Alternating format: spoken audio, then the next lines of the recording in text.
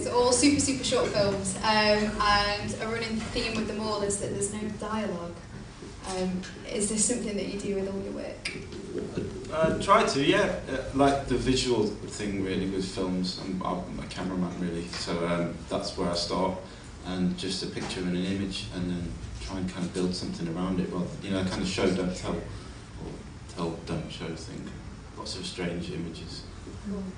And actors who are, thank you, and actors who are on stage, if you want to introduce yourselves and talk about what it's like, I guess, to work for a director, I guess, who works in modern mime, if you could describe it as that. So I'll start with... my name's Dominic. I found the fish one quite interesting because when I read the script I didn't really know how I was going to play it, and I turned up, saw the costume and just went, oh yeah, and thought, yeah, there's a lot of so we named it Carry On Fish as a working title, but I think it was just a costume that really did it for me on that one. Hello, I'm Eve. For me, The Fish was the first short that I've worked on with Nick. I met him on a music video, which is something completely different. So it was sort of to then go and do something where there was no dialogue. And obviously Dom does stand up as well, so he's funny all the time. And then I sort of turned up to do this shoot and was like, oh my god, there's no dialogue, he's really funny, what the hell am I doing, oh my god. And it was really quite nervy actually, because as an actor you want something to say, because you know, you sort of have that is what you are saying somebody else's words in a sense. So I was really nervous. It was probably one of the most nervous things I've done, but obviously Nick was great at directing and it really worked, and I just came out and was like, wow, that was brilliant. I was so nervous, but it was really good. So yeah, for me, there you go. Very good. What subject are we on? I've worked with Nick on 4 shorts, or is it 5? 4 shorts now. He's not, yes, he is very visual, but he does write extremely well as well. I've been involved in 2 shorts, so the 4 have been very well scripted. With regard to Dear Dad, we filmed that on Formby Beach, was it? Was it Formby? It was New Brighton. New Brighton, sorry. Yeah. Near Formby. Near Formby. And with regard to the way I sort of tackled or grappled with that little role, I have a little boy of my own, and I guess the hardest sort of element of it was to try to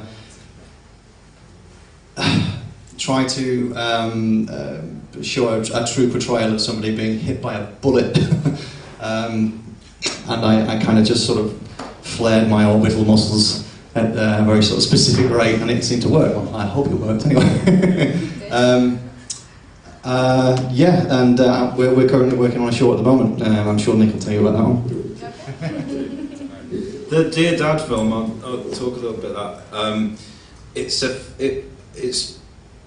It could come across that I'd set out to make a film with kids that was a manipulative piece of filming with war and all that, which wasn't really the case. Even though you learned a language, didn't you, to do that?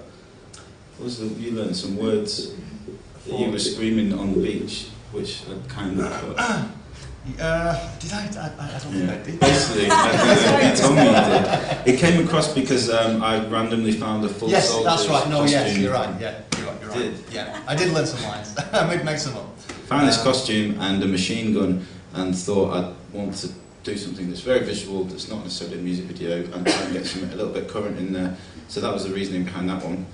The first film is based on a number of things. What is it based on? I didn't write it. Damn Nick, it's all down to you. Shit. It's kind of based on A Christmas Carol in a way. I was going to ask. That's what it is, and about how probably most of us spend a good proportion of our lives plugged into the internet, and there are other things out there. That was kind of the rough message behind that one. And the Fish film, I'll pass the mic to someone probably. You were going to have told to Richard, weren't you? Yeah, it was from a story my mum told me when I'll tell you the whole background to it. I got this folder of ideas and notes and things, and this was one that was in there. When my mum was very little, she found a frog, and she took it everywhere with her. And she was maybe 5 or 6, and she had this frog, and she took it in a little box in a basket on a bike.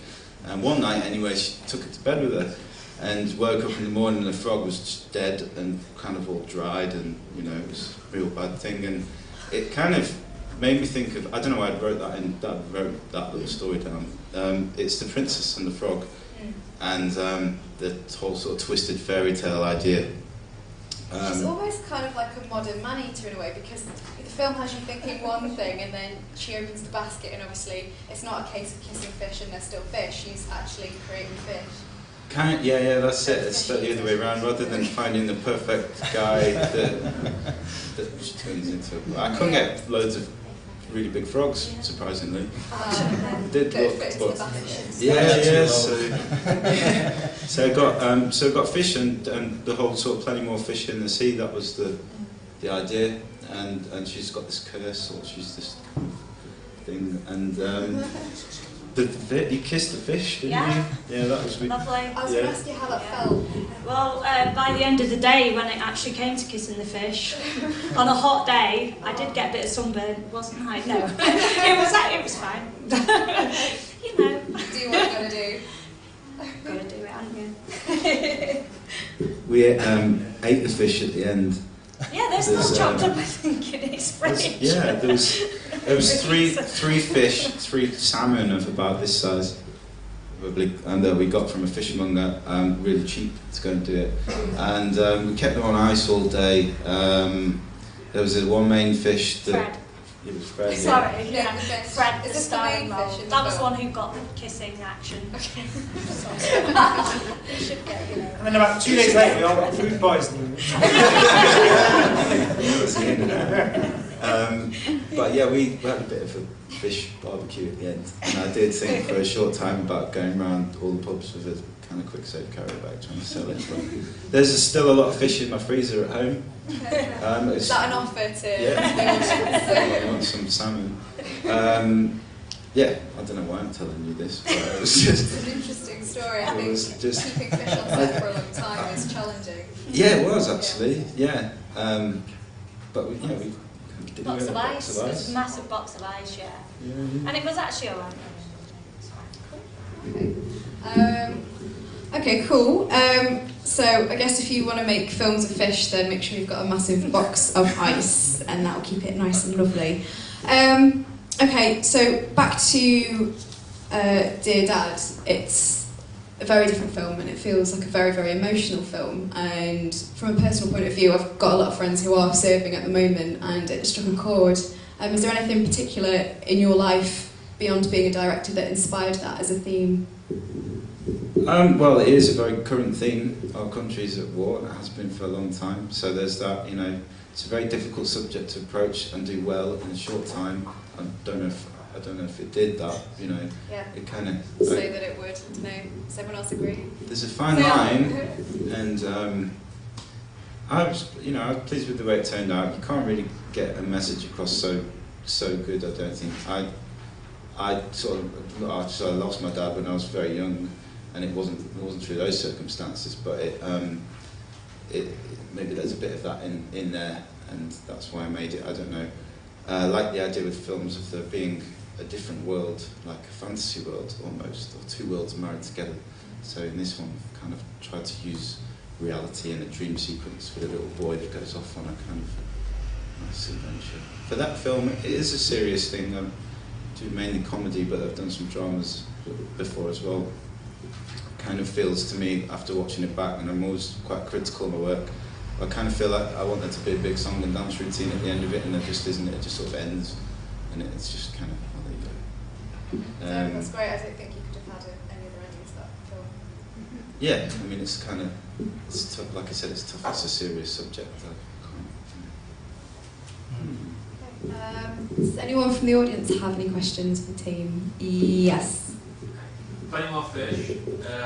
Just worked out the credits, so quite fast. Somebody's playing themselves. Who the heck was that? I want to know who was playing themselves in that film.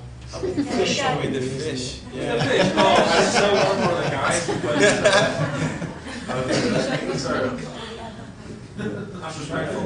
There's a couple of made-up names in the end there as well. There's like a guy called Victor von Trout. It's, like Mr. Haddock as well. Yeah, Mr. Haddock. Yeah. There's a few fish names in there. It's all very silly. Okay. So does anyone else have any questions? Yes. How much for the salmon? Did you get a special deal? How much do you want to buy it off me for? The salmon was, I think it was about 40 quid. That's genuine. More expensive than the actors, actually. and better behaved. Yeah. Touche. Lovely. Any other questions? Yeah.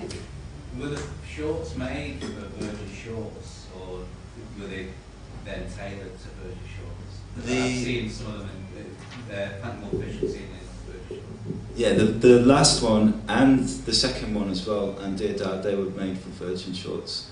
And I always felt with Dear Dad it was just too, like, a bit heavy, maybe, for anything, really. I've never done anything like that before, so that was it. And the third one, the Plenty More Fish film as well.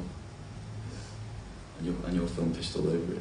Well, that's the reason I'm Fantastically. I was just wondering whether you had made them specifically for that, or Yeah, I mean, whether you they were longer versions that would shorten down or something like that, No, the fish film definitely was made for it, and it's one of the, it's a good excuse to make a film really for it's a great competition, and I don't think you should make films for the sake of making films.